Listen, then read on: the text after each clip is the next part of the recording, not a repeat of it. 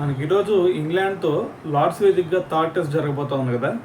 అయితే మరి దీంట్లో మనకి దాదాపు ఒక 3 చేంజెస్ జరుగుతాయని చెప్పేసి అందరూ అనుకున్నారు. ఎందుకంటే వాళ్ళకల్లే చూసుకుంటే ఒక చేంజ్ జరిగింది, జోఫ్రా ఆర్చర్ని లోపల తీసుకొచ్చారు జాష్ టంగ్ ప్లేస్లో.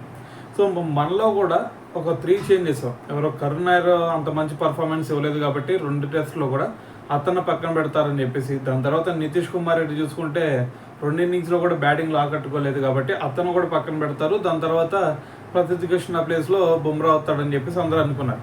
కానీ ఇప్పుడు గౌతమ్ గంభీర్ వీటన్నిటికి కూడా ఆపోజిట్గా ఉన్నట్టు అర్థమవుతుంది. ఎందుకంటే కరుణ్ నాయర్కి ఇంకొక ఛాన్స్ ఇద్దాం, ఎందుకంటే ఇప్పుడు అతనికి ఇచ్చింది 2 మ్యాచ్లు కాబట్టి, సో ఈ మ్యాచ్ కూడా ఛాన్స్ ఇచ్చేసి, సో ఈ మ్యాచ్లో కనుక అతను మంచి పర్ఫార్మెన్స్ ఇవ్వకపోతే దాని తర్వాత నెక్స్ట్ 2 మ్యాచెస్కి పక్కన కూర్చోబెడదాం. దాని తర్వాత ఇక టీమిండియాలో కూడా అంత ఛాన్స్ రాదు ఖచ్చితంగా. సో మరి గౌతమ్ గంభీర్ ఈ ఒక్క మ్యాచ్ ఛాన్స్ ఇద్దాం అని చెప్పేసి ఆలోచిస్తున్నట్టు ఒక న్యూస్ వచ్చిందనమాట. దాని తర్వాత మరి మనకి నితీష్ కుమార్ రెడ్డి ప్లేస్లో కూడా వేరే ప్లేయర్ని పెడతానికి అంత ఆస్కారం ఏం లేదు, ఎందుకంటే షార్దుల్ ఠాకూర్ కూడా మనకి ఫస్ట్ మ్యాచ్లో అంతగా ఆకట్టుకుందలేదు. సో అందుకని చెప్పేసి ఇప్పుడు నితీష్ కుమార్ రెడ్డి కూడా ఇంకో ఛాన్స్ ఇవ్వబోతున్నారు.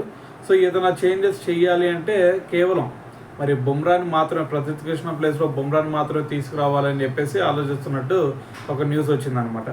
సో మరి ఏదైనా సరే మరి వాళ్ళకల్లే జోఫ్రా ఆర్చర్ కూడా వచ్చాడు కాబట్టి ఇప్పుడు మరి బౌన్సీ పిచ్ రెడీ చేశారు కాబట్టి, సో మరి వాళ్ళ బౌలింగ్ అటాక్ కూడా బ్రైడన్ కార్స్, మనకి క్రిస్ వోక్స్, దాంతోపాటు జోఫ్రా ఆర్చర్, వీళ్ళ ట్రయో కొంచెం పర్లేదు అనిపిస్తుంది. కానీ కాకపోతే మన ట్రయో చూసుకుంటే ఇంకా విధ్వంసంగా ఉంది.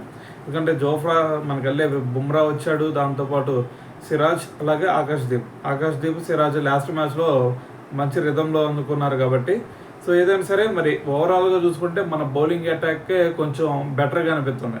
సో మరి ఇదే బౌలింగ్ అటాక్తో మరి గెలిచే అవకాశాలు ఎవరికి ఎక్కువ ఉన్నాయంటే మరి మన ఇండియాకే ఇంకా గెలిచే అవకాశాలు ఎక్కువగా ఉన్నాయనిపిస్తుంది నాకైతే.